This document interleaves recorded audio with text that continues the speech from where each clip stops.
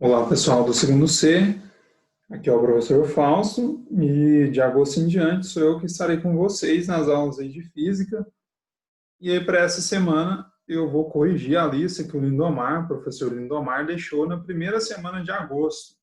Então, para essa semana é apenas fazer a correção dessa lista do professor Lindomar.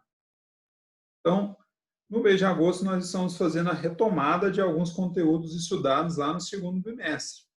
E aí, em física, nós estávamos estudando, né? Vocês estavam estudando com o professor Lindomar, e no matutino nós estávamos estudando também sobre as transformações gasosas. Então, nós estudamos 3 tipos de transformações gasosas, e o professor Lindomar, então, deixou 5 questões aí para revisar essas transformações e as aplicações das fórmulas de cada uma delas.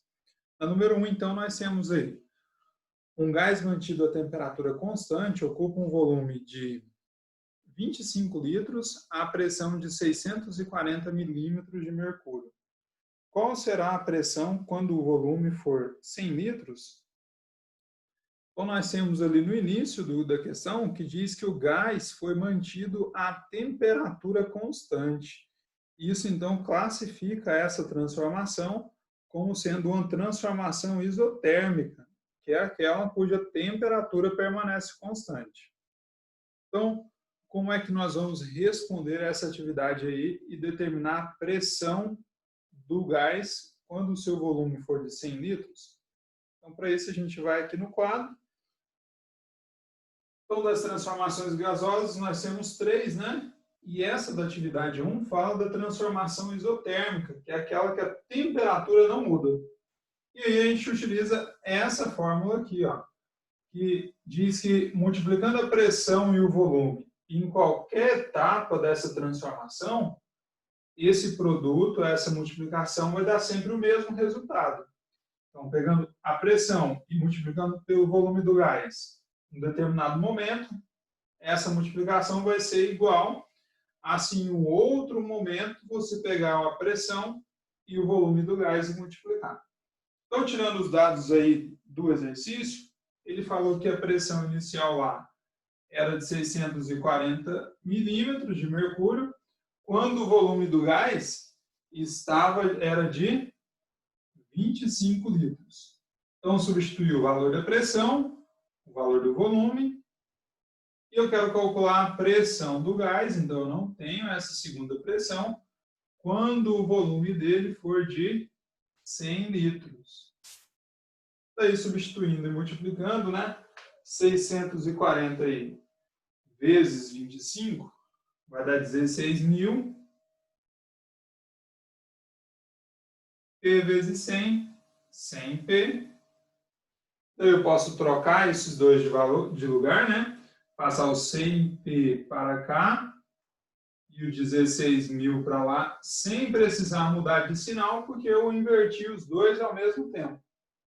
E aí, para calcular o valor da pressão, é só pegar o 16.000 e dividir por 100.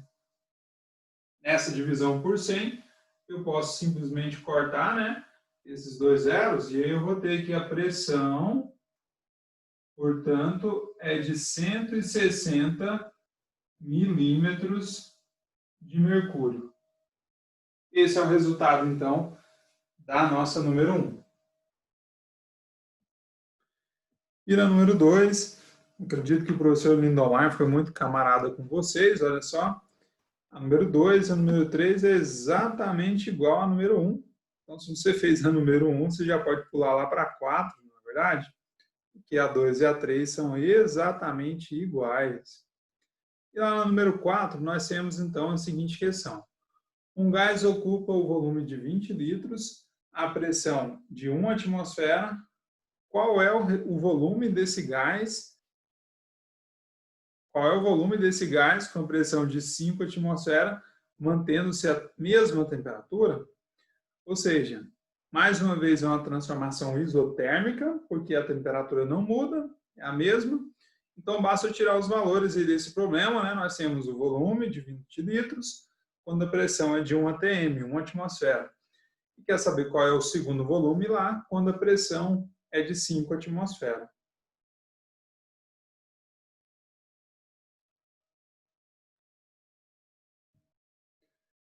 E então, tirando os dados lá do problema, nós vamos ter isso, né? A transformação isotérmica, então eu utilizo essa fórmula.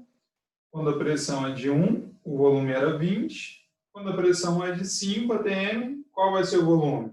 Então, substituindo os valores, agora é só resolver. 1 vezes 20, 20, é igual a 5V. Então, eu posso trocar também sem prejuízo, ó, sem mudar de sinal. 5V igual a 20. O volume, então, vai ser 20 dividido por 5. O volume, então, é igual a 4 litros. E está calculado, então, o volume dessa número 4.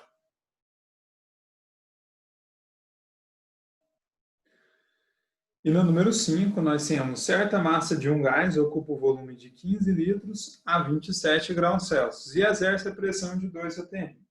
Calcule a pressão exercida quando a temperatura passar a 47 graus Celsius e o volume a 32 litros. Então, olha só o que nós temos. Nessa situação, as três variáveis do gás passam por uma transformação. Lembra que as variáveis de um gás, né? As variáveis de estado de um gás, a gente considera a pressão, o volume e a temperatura. Repara que o volume passa de 15 para 32, então ele muda. A temperatura passa de 27 para 47, então a temperatura também muda. E a pressão também muda, porque ele pediu, né, uma nova pressão, um novo valor de pressão. Ou seja, quando nós temos essa situação, nós não temos nenhuma daquelas transformações acontecendo separadamente. As transformações acontecem de maneira simultânea. E para isso, então, nós temos a lei dos gases perfeitos, quando envolve aí uma mudança nas três variáveis de estado. E a lei dos gases perfeitos, como nós vimos lá no segundo bimestre, né, é essa fórmula bonitinha, que envolve justamente as três variáveis de estado: pressão, volume e temperatura. Você deu uma relembrada nas outras fórmulas lá da transformação isotérmica, isocórica e isobárica, são transformações em que uma dessas variáveis sempre permanece constante. Daí você só tinha, então, duas variáveis na fórmula de cada uma daquelas transformações. Então, a lei dos gases perfeitos é essa. Retirando os dados do problema, volume 1 é de 15 litros, temperatura de 27 graus Celsius e a pressão de 2 atm. Volume 2 de 32 litros, temperatura 2 de 47 graus Celsius e a pressão 2 é justamente o que é para determinar. O que a gente não pode esquecer é que quando tem a temperatura na fórmula, essa temperatura deve ser informada em Kelvin. Daí por isso que eu peguei a temperatura, que estava em Celsius, e eu transformei ela em Kelvin. Para transformar de Celsius para Kelvin, era só somar 273, como vocês aprenderam lá no primeiro bimestre. Temperatura 2 também estava em Celsius, então eu apenas somei 273 para transformar ela em Kelvin. E aí agora eu posso substituir esses valores naquela fórmula. Então a pressão 1 é de 2 atm, então vou colocar aqui 2 vezes o volume 1, que é 15 litros, dividido pela temperatura 1, que é de 300 Kelvin. Eu não posso colocar a temperatura na fórmula em graus Celsius. Pressão 2 eu quero determinar. Volume 2 de 32 litros. E a temperatura 2 é de 320 Kelvin. Daí, antes de eu multiplicar, sair multiplicando, na verdade eu posso até multiplicar isso aqui, ó. 2 vezes 15, né?